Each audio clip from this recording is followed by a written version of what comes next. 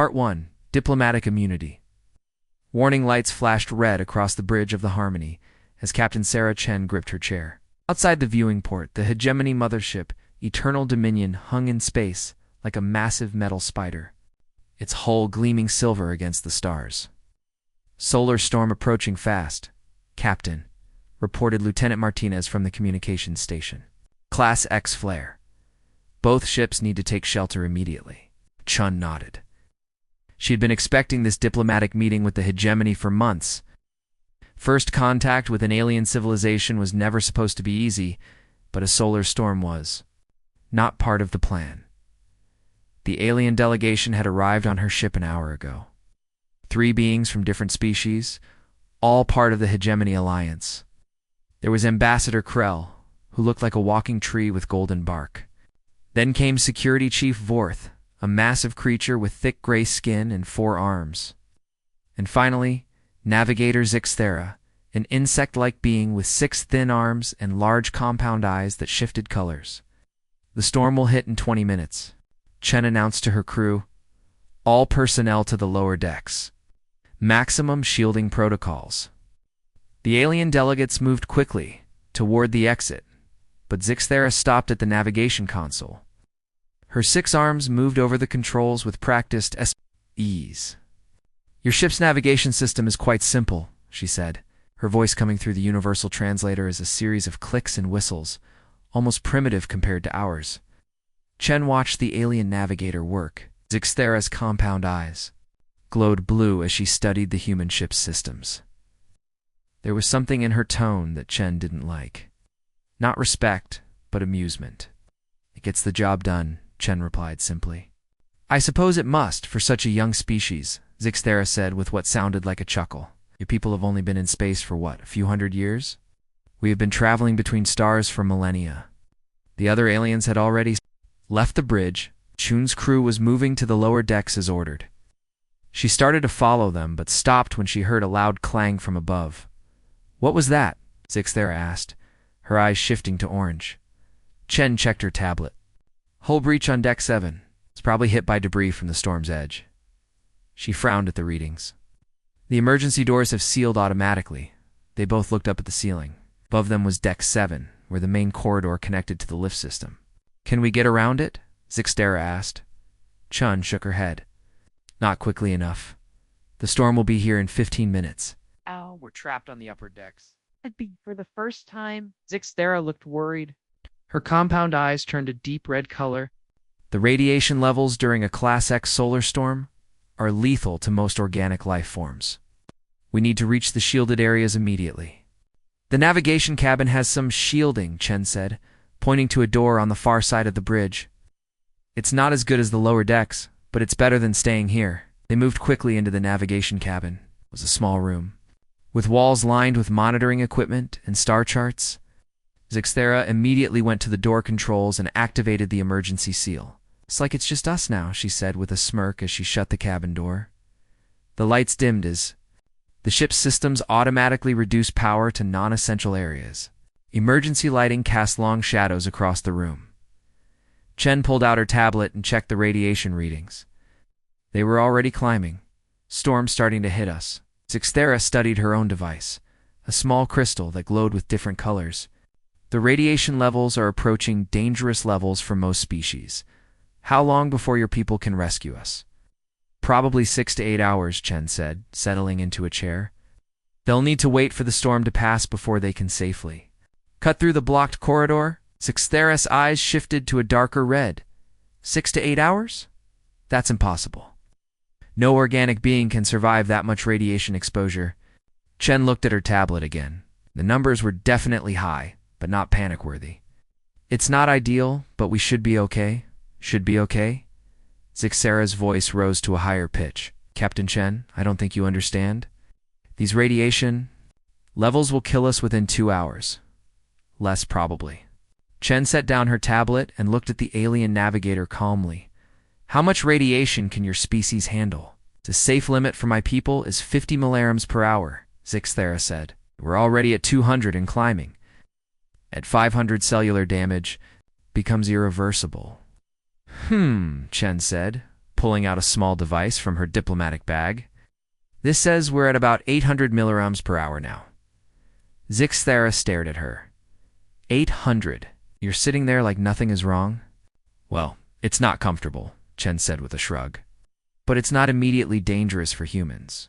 Not dangerous? Zixthara's compound eyes were now flashing between red and orange. What kind of death world did your species evolve on? Chuckled. Earth's not that bad. We just have higher background radiation than most planets. Our moon is pretty big, and our planet's core is very active. Oh. Plus, we don't have the best magnetic field. Oh. We've been dealing with cosmic radiation for millions of years. She opened her diplomatic bag and started pulling out various items. Rations, a small toolkit, some spare clothing, and electronic components from her personal translator device. What are you doing? Zixthera asked. Looking at our options, Chen said. The ship's main navigation computer is probably getting fried by the radiation right now. If we're going to be here for several hours, we might as well try to fix some things. Zixthora watched in amazement as Chen began examining the navigation console. The human opened panels and started tracing wire connections with her fingers. You're an engineer? Zixthera asked. Was before I joined the diplomatic corps, Chen said. Spent 15 years working on deep space mining ships. Learn to fix things with whatever you have on hand when the nearest repair station is months away. Chen pulled out a small knife and began carefully stripping insulation from some wires. Your people build impressive ships, but the basic principles are the same everywhere. Electricity flows, circuits connect, information moves from one place to another, but you can't just modify hegemony technology with random parts, Zixthera protested. Why not? Chen asked, connecting two wires to a component from her translator. A circuit is a circuit. If I can get the power flowing the right way, it should work. Zix.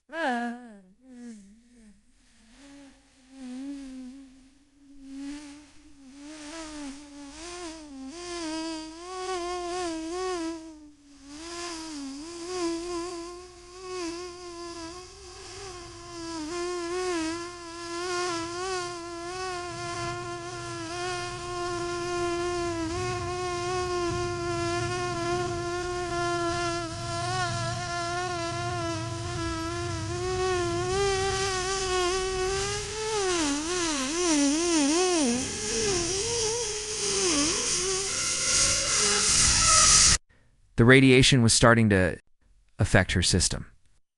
Her natural healing abilities were working overtime, but she could feel her strength beginning to fade. Meanwhile, Chen worked steadily, humming an old Earth song. Her hands moved with confidence as she jury-rigged connections between human and alien technology. How are you not sick? Zixthera asked weakly. I am feeling it a little, Chen admitted. Headache starting, and I'm getting tired. But humans can handle a lot more radiation than most species, apparently. She held up a modified circuit board. I think this might work. I can bypass the main processor and route navigation data through these backup systems. We might be able to get some basic functions running. Zixthera watched the human work. Everything she had been told about this species was wrong. The hegemony intelligence reports said humans were fragile, short-lived beings with primitive technology. They were supposed to be easy to intimidate, quick to panic in dangerous situations. But this human was calmly fixing alien technology with spare parts from her luggage, while being slowly cooked by radiation that would have killed most hegemony species already. There, Chen said, connecting the last wire. Let's see if this works. She pressed a button, and several displays around the navigation cabin flickered to life. Not full functionality, but basic systems were responding. Impossible, Zixthera whispered. Chen smiled. My engineering professor used to say that impossible just means no one has figured out how to do it yet. The radiation continued too. Zixthera felt weaker with each passing minute, but Chen showed no signs of slowing down. If anything, the human seemed energized by the challenge. Why are you helping? Zixthera asked. Your species and mine? We're not exactly friends. Chen paused in her work and looked at the alien navigator. Because we're both stuck here. And because figuring out how things work is what humans do best. She went back to the console, her fingers dancing over the controls with growing confidence. Besides, I've always wanted to see how hegemony navigation systems actually operate. This is the best chance I'll ever get. Zixthera realized that her initial assessment had been completely wrong. The human wasn't trapped with her. She was trapped with the human. And somehow, that was starting to feel like the safer place to be. Part 2. Background radiation. 3 hours had passed since the solar storm began. Zixthera lay slumped against the wall of the navigation cabin, her 6 arms trembling. Her compound eyes had shifted from their normal blue to a sickly yellow color. Each breath was a struggle. Captain Chen, meanwhile, was deep inside the navigation console, her upper body disappearing into a maintenance panel. Sparks flew occasionally, followed by her satisfied aha or frustrated muttering. How? Whispered, her voice barely audible through the translator. The radiation levels are at 1,200 milliamps per hour now. You should be dead. Chen's voice came from inside the console, muffled but cheerful. Yeah, it's getting pretty spicy in here. I'm definitely feeling it now, but humans are tough. She pulled herself out of the panel, her face flushed and sweaty. There was a small cut on her forehead, but her eyes were bright with excitement. I think I've figured out how your people route power through these systems. It's actually pretty clever. Zixthera stared at her in disbelief. Clever? You're talking about our technology being clever while radiation is cooking us alive. It's not cooking me that much, Chen said, wiping her hands on her uniform. Want to know why? She sat down cross-legged on the floor like she was about to tell a story to a child. Earth is kind of a dangerous place, radiation-wise. Our moon is huge compared to our planet, about a quarter the size. That creates massive tidal forces that keep our planet's core very active. Chen pulled out her tablet and showed Zixthera a picture of Earth. See how blue and white it is? That's because we have a lot of water and thick atmosphere. But what you can't see is all the radiation. Radiation? Zixthera managed to ask. Lots of it, Chen nodded. Our big moon and active core create natural radiation. Plus, our magnetic field isn't as strong as it could be, so cosmic rays get through. Humans have been living with background radiation levels that would be considered dangerous on most worlds. She showed another image on her tablet, a map covered in different colored zones. This is a radiation map of Earth. The green areas are what most species would consider safe. The yellow and red areas are where billions of humans live every day. Zixthera's eyes widened. Your people live in radiation zones? Some of our biggest cities are built on naturally radioactive ground, Chen said casually. There's a place called Denver where over 2 million humans live, and the background radiation is higher than what most alien species consider safe for short visits. Chen stood up and stretched, despite being exposed to lethal levels of radiation. For hours, she moved like someone who had just finished a light workout. The funny thing is, she continued, we didn't even know about radiation until about 150 years ago. We just thought some places made people sick more often. Turns out, we'd been adapting to it for thousands of generations.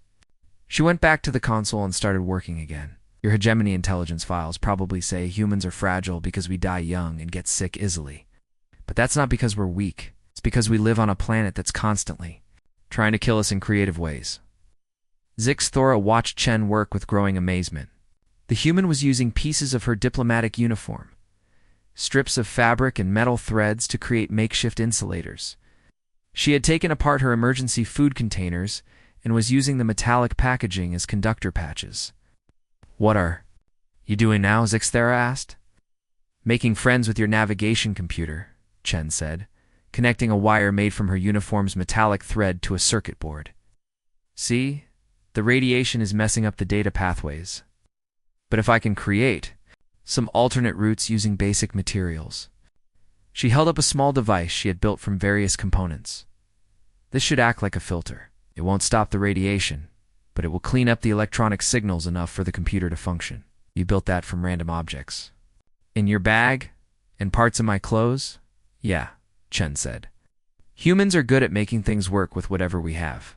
Had to be. Earth doesn't give us many breaks. She connected her improvised device to the navigation system. Several displays flickered, went dark, then came back to life with clear readings. "There we go," Chen said with satisfaction. "Now we have working navigation sensors again." Zixthera struggled to sit up straighter. "This is impossible. But you cannot just improvise repairs to hegemony technology?" "Why not?" Chen asked. "Technology is just applied science. The science doesn't change whether you're human or hegemony. Electricity still flows the same way. Data still needs clean pathways. Basic physics works everywhere." She began studying the navigation readings with obvious interest. "Oh, this is fascinating. Your people use quantum entanglement for real-time positioning updates. We've been working on that technology for decades." "Decades," Zixthera said weakly. "We've been using quantum navigation for over 3,000 years." "But you probably had stable research environments and unlimited resources," Chen said. "We had to figure it out while living on a radioactive rock with limited materials and constant natural disasters." Chen pulled up more displays, her fingers moving confidently over the alien controls. "Your quantum positioning system is really elegant. It's much more advanced than ours. But—" She paused, frowning at the readings. "But what?" Zixthera asked. "Something's wrong with the positioning data," Chen said. "According to this, we're not where we're supposed to be." She worked quickly, pulling up star charts and comparing them to the sensor readings. "The solar storm didn't just hit us with radiation. The magnetic effects pushed both our ships off course." Zixthera felt a chill that had nothing to do with radiation sickness. "How far off course?" Chen was quiet for several minutes, working through calculations on her tablet and cross-referencing with the alien navigation system. Finally, she looked up with a grim expression. "About 12 million kilometers," she said. "The storm's magnetic field interacted with both ships' engines and pushed us into the outer edge of the asteroid belt." "The asteroid belt?" Voice rose in panic. That's a death zone. Ships that enter the belt without proper navigation support are never seen again." "It's not that bad," Chen said, but her tone was more serious now. "Asteroids are mostly empty space. The real problem is that our ships are scattered and damaged. Even when the storm passes, it's going to take time for rescue operations to find us." She studied the readings more carefully. "Actually, there's a bigger problem. Look at this." Chen showed Zixthera the navigation display. It showed dozens of small blips scattered across a wide area. "Those are debris signatures," Chen explained. "Both fleets got hit by the storm and pushed into the asteroid field. Some of those signals are probably escape pods and damaged ships." Zixthera stared at the display in horror. "My people. They're civilian ships in our fleet. Science vessels with families aboard." "Yeah," Chen said quietly. "Our diplomatic escort has 3 ships full of Earth's best negotiators and cultural experts." For the first time since the crisis began, Chen looked truly worried. It's not about the radiation or being trapped, but about all the people scattered across the dangerous asteroid field. "We need to help them," Chen said simply. "Help them." "Struggled to understand. We're trapped ourselves. I'm dying from radiation poisoning, and even you must be reaching your limits." Chen looked at her with an expression Zixthera was beginning to recognize. It was the same look she'd had when faced with the impossible task of repairing alien technology with spare parts. "Limits are just suggestions," Chen said. "And besides, I've got a working navigation system now, thanks to your quantum positioning network. If I can figure out how to extend its range and boost the signal strength." She turned back to the console with renewed energy. "We might be the only functioning navigation beacon in this whole mess. That makes us the rescue coordination." Center Zixthera watched the human dive back into the alien technology with fearless determination. Despite being exposed to lethal radiation levels for hours, despite being trapped and surrounded by dangers, Chen was focused on saving others. "Why?" Zixthera asked weakly. "Why risk yourself for people you don't even know? Some of them are my people, and we were planning to." She stopped herself, but Chen looked up from her work. "Planning to what?" Chen asked quietly. Zixthera met her gaze. The human deserved the truth, especially now. "This was supposed to be an ambush," she whispered. The diplomatic meeting was a trap. We were going to capture your leaders and demand Earth's surrender. Chen was quiet for a long moment. Then she shrugged and went back to work. Well, she said, I guess that plan didn't work out. Good thing too, because now we need each other. Zixthera realized that Captain Chen had just demonstrated something her species had never encountered before: forgiveness under pressure. The human knew about the betrayal and chose to focus on saving lives instead of seeking revenge. As she watched Chen work to save both human and hegemony lives, Zixthera began to understand that the intelligence reports about humans weren't just wrong about their physical capabilities. They were wrong about everything. Part 3. Strange bedfellows. 5 hours into the solar storm, the navigation cabin had become a workshop. Chen had torn apart half the alien equipment and rebuilt it with components from her diplomatic bag, pieces of her uniform, and creative use of emergency supplies. Zixthera lay on the floor, wrapped in Chen's jacket. The radiation was slowly killing her, but the human had managed to rig a small radiation shield, using the metallic lining from the emergency food containers. It wasn't much, but it was keeping the alien Navigator alive. Tell me about your early space program, Zixthera said weakly. She had discovered that listening to Chen's stories helped distract her from the pain. Chen looked up from the console where she was trying to boost the communication range. Our early space program? It was basically controlled explosions and hoping for the best, she chuckled, connecting 2 wires with a piece of metal stripped from her belt buckle. The first humans in space rode on top of giant bombs. Literally. We took military rockets designed to blow up cities and said, hey, strap a person to this and see what happens. That sounds insane, Zixthera whispered. It was Chen. Agreed. Our first spacecraft were tiny metal cans with just enough life support to keep someone alive for a few hours. No backup systems, no safety margins. Something broke, you fixed it with whatever you had or you died.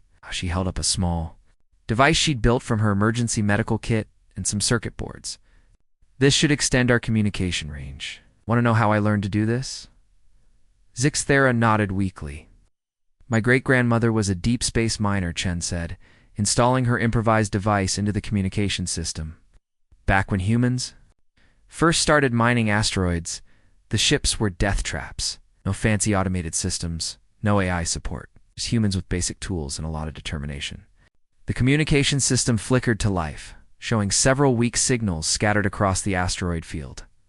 She used to tell me stories about fixing life support with spare clothing, or rebuilding navigation computers using parts from broken coffee makers, Chen continued. She said the secret to human space travel was never having equipment good enough to rely on. Chen studied the communication signals. Each blip represented a ship or escape pod somewhere in the dangerous asteroid field. Some signals were strong, others were fading. There. She pointed to a cluster of signals. That looks like 3 hegemony ships. They're close together, probably trying to help each other. Those are science vessels, Zixthera said, recognizing the signal patterns. Families with young offspring. They have minimal shielding against radiation or asteroid impacts. Expression grew more serious. And over here are 2 human ships. Looks like they're damaged, but still moving. She worked quickly, modifying the communication system to send out a general broadcast. This is Captain Chen of the Earth vessel Harmony. We have a working navigation system and are coordinating rescue operations. All ships respond with your status. The responses came slowly. Damaged ships, scattered crew members, failing life. Support systems. Both human and hegemony vessels were in trouble. The hegemony ships are in worse shape, Chen observed, studying the incoming data. Your technology is more advanced, but it's also more complex. When it breaks, it really breaks. Do you mean? Zixthera asked. Chen showed her the status reports. Look at this. The human ships have lost main power, navigation, and communication systems. But they're still functional because we design everything with manual backups. Your ships have lost main power and everything else stopped working. Gee. She began plotting courses on the navigation display. We need to coordinate rescue operations, but the safe route out of the asteroid field is on the opposite side from where most of the ships are located. Then we guide them to safety, Zixera said. It's not that easy, Chen replied. The asteroid field is constantly shifting. Safe paths change every few minutes, and some of these ships are barely functional. She stared at the display, working through the problem. We need to find a way to guide multiple damaged ships through a constantly changing maze of space rocks. Using navigation systems that are barely working, impossible, Zixera said. Chen grinned. You keep using that word. I'm starting to think it doesn't mean what you think it means. She began working on the navigation console with renewed energy. Humans had to learn to navigate. Without reliable instruments, before we had GPS satellites, before we had computer guidance, our pilots learned to fly by sight and instinct. Instinct. Zixera was confused. How can instinct navigate through space? It's hard to explain, Chen said, her hands moving. Over the controls, it's like pattern recognition combined with spatial awareness. Humans who spent enough time in space developed an almost supernatural ability to judge distances, speeds, and safe paths. She pulled up a three-dimensional map of the asteroid field. See, your navigation computers calculate the safest mathematical route. But space isn't just mathematics. It's fluid, dynamic. Sometimes the dangerous route is actually safer because other ships avoid it. Chen began marking waypoints on the map, creating a complex path through the asteroids. This route looks crazy, but it follows the natural flow of the asteroid movement. Instead of fighting against the field's motion, we work with it. That route goes directly through the densest part of the asteroid field, Zixera protested. Yeah, but look at the movement patterns, Chen said, pointing to the display. The asteroids in that area are moving in a spiral formation. Time it right. There will be clear channels that open and close in a predictable sequence. She started broadcasting instructions to the scattered ships. This is Harmony Navigation Control. We're going to guide you through the field using a technique called convoy navigation. Stay in formation, follow our lead ship, and trust the process. The responses were mixed. The human ships immediately acknowledged and began forming up. The hegemony ships were more hesitant. Captain Chen came a voice through the communication system. This is Science Vessel Bright Knowledge. Our navigation. Computers show that route as extremely dangerous. We cannot risk civilian lives on such a path. Chen looked at Zixera. Can you help me convince them? Zixera struggled to sit up. Despite her weakness, she activated her own communication device. Bright Knowledge, this is Navigator Zixera of the Eternal Dominion. I have been observing Captain Chen's navigation methods for several hours. Her techniques are unconventional, but effective, Navigator. Zixera, are you certain? The human route appears to violate basic safety protocols. Zixera looked at Chen, who was calmly plotting courses through what any sane computer would consider impossible passages. Bright Knowledge, our safety protocols assume we have functional navigation computers and reliable instruments. We have neither. Captain Chen is navigating by methods that predate computer assistance. I recommend we follow her guidance. There was a long pause. Finally, acknowledge, Navigator. We will follow the human ship's lead. Chen smiled. Thanks. For the vote of confidence. Do not make me regret it, Zixera said weakly. Chen began coordinating the convoy formation. The human ships took point positions, using their more robust manual navigation systems to scout the path ahead. The hegemony ships followed in the center, protected by the formation. Convoy leader to all ships, Chen broadcast. We're beginning our approach to the asteroid field. Remember, this isn't about avoiding every obstacle. It's about finding the rhythm of the field and moving with it instead of against it. As they watched the ships begin their dangerous journey, Zixera asked, "How did your people learn to navigate like this?" Chen was quiet for a moment, watching the convoy move into the asteroid field. "Necessity," she said finally. "When you don't have perfect instruments or unlimited resources, you learn to work with what you have. You develop instincts." "But instincts can be wrong," Zixera pointed out. "Sure," Chen agreed. "But so can computers. The difference is when a computer is wrong, it's completely wrong. When a human is wrong, they can adapt and find a new solution.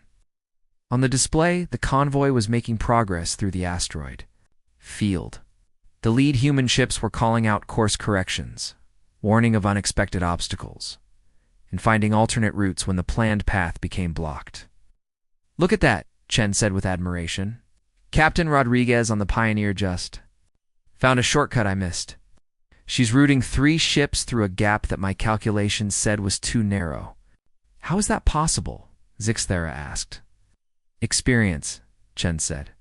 "She's been flying through asteroid fields for 20 years. She can judge clearances by eye better than most computers can calculate them." The convoy continued its careful progress. Occasionally, a ship would report a close call or a minor collision, but the formation held together.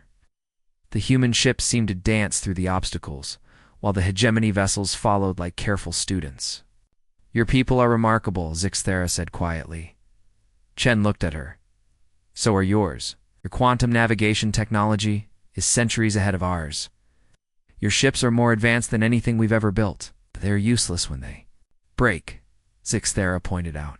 "Nothing's useless if you know how to fix it," Chen said. "That's what humans are really good at. It's not building perfect things, but making broken things work again." The convoy was halfway through the asteroid.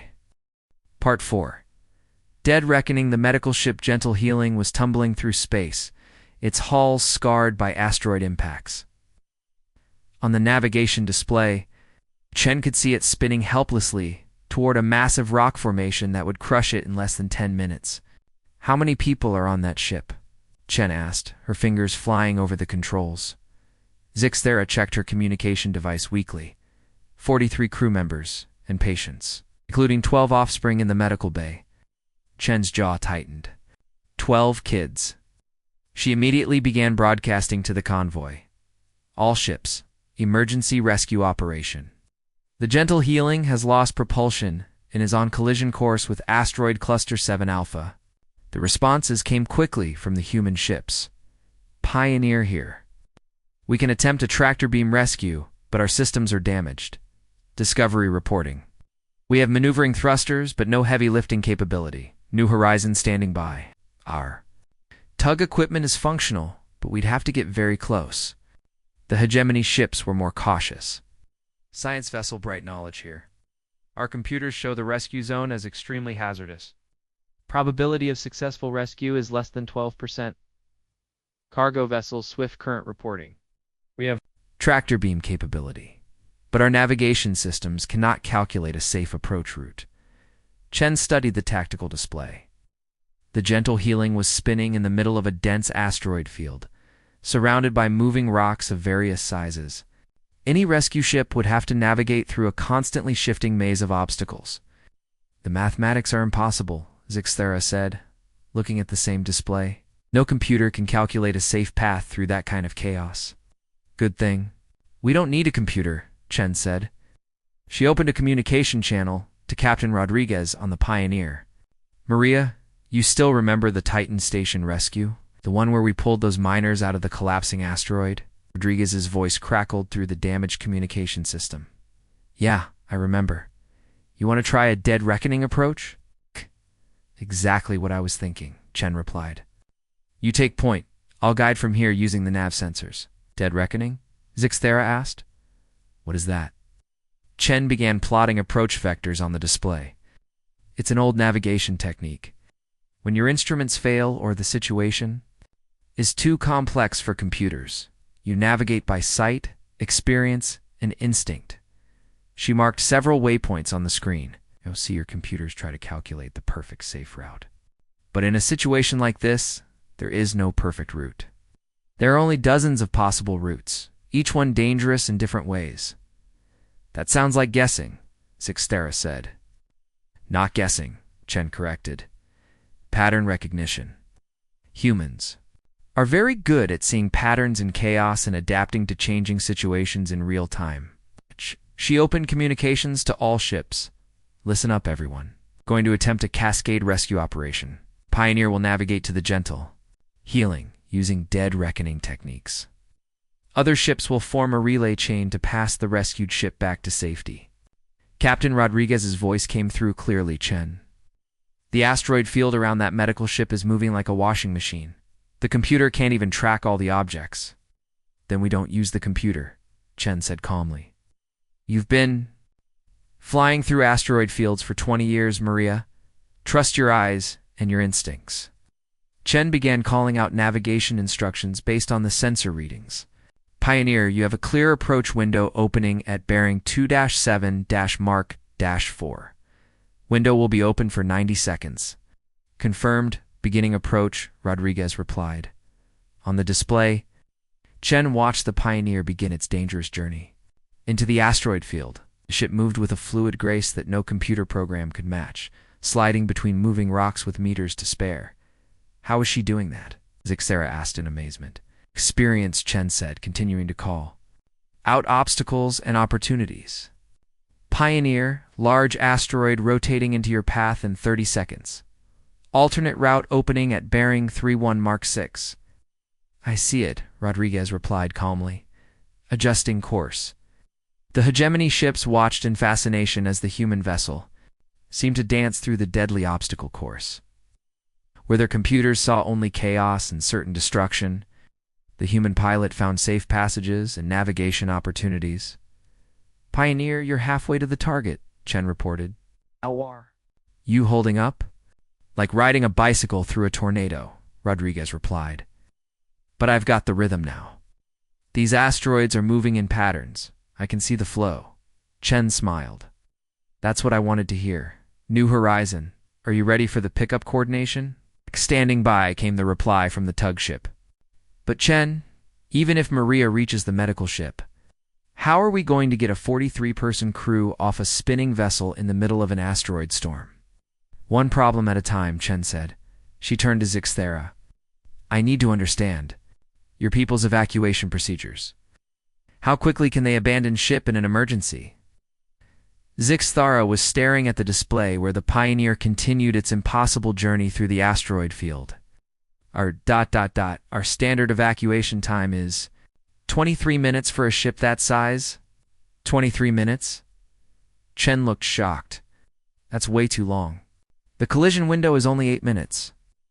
But that is the proper procedure, Zixthara protested weakly. All safety checks must be completed. All equipment must be secured. All passengers must be properly prepared for evacuation. There's no time for proper procedure, Chen said. She opened a direct communication line to the Gentle Healing. Medical ship, this is Captain Chen. We are attempting rescue, but you need to prepare for emergency evacuation. How quickly can you get your people to the escape pods? Captain Chen, our evacuation procedures require. Forget the procedures, Chen interrupted. How fast can you physically move 43 people from where they are now to the escape pods? There was a pause. If we ignore all safety protocols, it's perhaps 6 minutes, but that would be extremely dangerous. Not as dangerous as being crushed by an asteroid, Chen pointed out. Start moving your people now. We'll have a rescue ship in position in 4 minutes. She switched back to the convoy frequency. Pioneer, how's your approach looking? Getting? Interesting, Rodriguez replied. I can see the medical ship now. It's spinning faster than I expected, and there are 3 large asteroids in a tight formation around it. Looks like a cage. Chen studied the sensor data. Rodriguez was right. The Gentle Healing was trapped in the center of a formation of large asteroids that were rotating around each other in a complex pattern. Can you match their rotation and slip through the gaps? Chen asked. Maybe, Rodriguez said. But I'll need perfect timing on the approach. Someone will have to coordinate the pickup while I'm flying blind in there. Chen looked at the display, calculating angles and timing. I can guide you through the approach, but once you're inside that formation, you'll be on your own. What about the evacuation? Zixthara asked. Even if the rescue ship reaches them, how do we get people off a spinning ship in the middle of moving asteroids? Chen was quiet for a moment, working through the problem. Then she grinned. We're going to do something that will either be remembered as brilliant or completely insane. What? Zixthara asked nervously. We're going to stop the medical ship from spinning by using the asteroids themselves as anchors? Chen began explaining her plan to the convoy. The gentle healing is caught in the gravitational field of those 3 large asteroids. Instead of fighting against that, we're going to use it. The Pioneer will fire cable anchors into the asteroids and use them to stabilize. The medical ship's rotation. That's impossible, came a voice from one of the hegemony ships. The stress forces would tear the cables apart. Not if we do it right, Chen said. Rodriguez, are you familiar with the Jupiter slingshot maneuver? The one where we use Jupiter's gravity to accelerate cargo ships? Yeah, I remember. Same principle, but in reverse. Instead of using gravity to speed up, we use it to slow down the rotation. Chen began transmitting precise timing coordinates to the Pioneer. You'll need to fire 3 cables in sequence, each one timed to catch the rotation at exactly the right moment. Chen, Rodriguez's voice was tense. I've done some crazy things in my career, but this is asking a lot. I know, Chen said quietly. But there are 12 kids on that ship, Maria. There was a long pause. Then, understood. Beginning final approach. If this works, remind me to buy you a drink. If it doesn't work, well, it's been fun flying with you. Chen watched the display as the Pioneer entered the rotating asteroid formation around the medical ship. For several tense minutes, she lost clear sensor contact as the ship disappeared into the chaotic gravitational maze. Pioneer, do you copy? Chen called. Static answered her. Rodriguez, please respond, Chen. Tried again, more static. Zixtera struggled to sit up. The asteroid formation is blocking communications. Cannot guide her from here. Chen stared at the display, watching the faint sensor trace of the Pioneer as it moved through the deadly formation. Everything now depended on Captain Rodriguez's ability to navigate by instinct alone in a situation no computer could solve. Come on, Maria, Chen whispered. Show them what humans can do. On the display, new signals began appearing. Cable anchors fired with perfect precision, connecting the spinning medical ship to the surrounding asteroids. Part 5. Course correction. The asteroid avalanche rolled toward them like a massive wave of stone and metal. On the navigation display, Chen watched hundreds of asteroid contacts moving in formation, pushed by the gravitational wake of a rogue planetoid that had wandered into their sector. How long until impact? Chen asked, her fingers dancing over the navigation controls. 17 minutes, Zixtera said weakly. Despite being slowly poisoned by radiation for nearly 8 hours, she had managed to crawl over to help read the alien sensor displays. The avalanche front is moving at 47 kilometers per second. Chen opened communications to the entire convoy. All ships, priority alert. We have a massive asteroid avalanche approaching from Sector 9. The wave front will reach our position in 17 minutes. The response was immediate panic from the hegemony vessels. This is impossible, came the voice from Bright Knowledge. Our navigation computers show no escape route with acceptable survival probability. Cargo vessel swift current reporting. Our engines cannot achieve sufficient velocity to outrun the avalanche. The human ships were calmer, but equally concerned. Pioneer. Here, Rodriguez's voice was steady. Chen, even if we abandon the rescue operation, we can't accelerate fast enough to clear the impact zone. Chen studied the tactical display.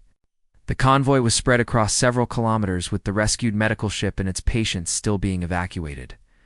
Moving that many ships out of danger in 17 minutes seemed impossible. What about going through it? Chen asked. What? Zixtera stared at her. Through the avalanche, Chen said, highlighting sections of the approaching wall of asteroids. Look at the density patterns. It's not solid. There are gaps, channels, spaces where smaller ships could pass through. That's suicide, came a voice from one of the hegemony ships. No one flies through an asteroid avalanche. Chen grinned. No one's ever had to before. Began plotting courses through the avalanche front, looking for patterns in the chaos. Zixtera, can your quantum positioning system track individual asteroids within the avalanche? Yes, but what good does that do? Zixtera asked. Us. The avalanche contains thousands of objects moving in unpredictable patterns. Not unpredictable, Chen said, her excitement growing. Us. Complex, but not unpredictable. All these asteroids are being pushed by the same gravitational forces. They're following physics, and physics has patterns. She began marking safe zones on the display. If we time it right, we can thread the convoy through the gaps between asteroid clusters. The timing would have to be perfect, Zixera pointed out. Any mistake would result in total destruction. Then we don't make mistakes, Chen said simply. She opened communications to Captain Rodriguez. Maria, remember the series Canyon Run? When we flew that supply convoy through the rotating rock formations? The one where we had to hit 7 different timing windows in sequence. Rodriguez's voice carried a mix of fear and excitement. Yeah, I remember. You're thinking of doing something similar here? Exactly, but bigger. Chen began transmitting. Navigation data to all ships. Listen up, everyone. We're going to attempt a synchronized passage through the asteroid avalanche. Each ship will follow a precisely timed route through the gaps in the avalanche front. Captain Chen, came a nervous voice from the gentle healing. We still have patients being transferred between ships. We need more time. There is no more time, Chen said firmly. Medical personnel, you have 4 minutes to complete all transfers. After that, we begin the passage, whether everyone is ready or not. She turned to Zixera. Need you to help coordinate the hegemony ships. People's navigation computers are more precise than ours, but they're not programmed for this kind of improvised flying. What do you need me to do? Zixera asked.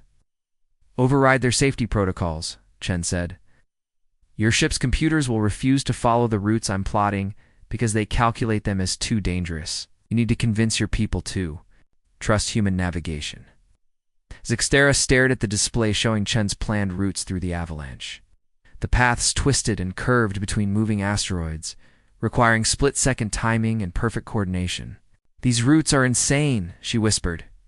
Yeah, Chen agreed. But they'll work. Zixera activated her communication system. All hegemony vessels, this is Navigator Zixera. You are ordered to follow Captain Chen's navigation instructions. Exactly, regardless of what your computers recommend. Navigator. Came a shocked voice from Bright Knowledge. The human routes violate every safety protocol we have. Our safety protocols assume normal space conditions, Zixera replied, surprising herself with her confidence in Chen's plan. These are not normal conditions. Captain Chen has demonstrated navigation abilities that exceed our computer calculations. Follow her lead. Chen was already broadcasting detailed instructions to each ship. Convoy formation, Alpha 7. Pioneer takes point position, followed by the medical ships in the center, cargo vessels on the flanks. Each ship will receive individual timing marks for entry into the avalanche. The avalanche was 12 minutes away and growing larger on the display. New Horizon, you'll enter the avalanche at Mark 7.3 seconds, following route Charlie 5. Swift Current, you're at Mark 9.7 seconds on route Delta 2. Chen continued assigning routes and timing marks to each ship. Every vessel had a different path through the avalanche. Timed to hit the gaps between moving asteroids at exactly the right moment. This is the most complex navigation coordination I've ever seen, Zixera said, watching Chen manage 17 different ships with 17 different routes. It's like conducting an orchestra, Chen said, making final adjustments to the timing. Every instrument has to come in at exactly the right moment, or the whole piece falls apart. 8 minutes to impact. All ships, final systems check, Chen broadcast, medical vessels, report patient status. Gentle healing here, all patients. Secured, we're as ready as we'll ever be. Civilian ships report readiness. Bright Knowledge ready, but our computer is predicting 97% probability of collision. Tell your computer to mind its own business, Chen said. Human ships, sound off. Your Pioneer ready to thread the needle. Discovery standing by for synchronized madness. New Horizon, ready to follow the impossible route. At 5 minutes to impact. The avalanche now filled half the navigation display, a massive wall of tumbling stone and metal. Final navigation update, Chen announced.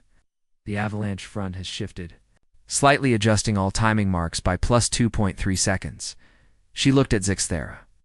This is it. If this works, Both our fleets make it home safely. If it did, it will work, Zixera said firmly. You have shown me that humans can do impossible things. 3 minutes to impact. All ships, begin final approach to avalanche entry points, Chen ordered. Remember, trust your instruments. But trust your instincts more. If you see a better route, take it. If the timing feels wrong, adjust it. This is about adaptation, not perfection. 2 minutes. Chen watched the display as 17 ships moved into position.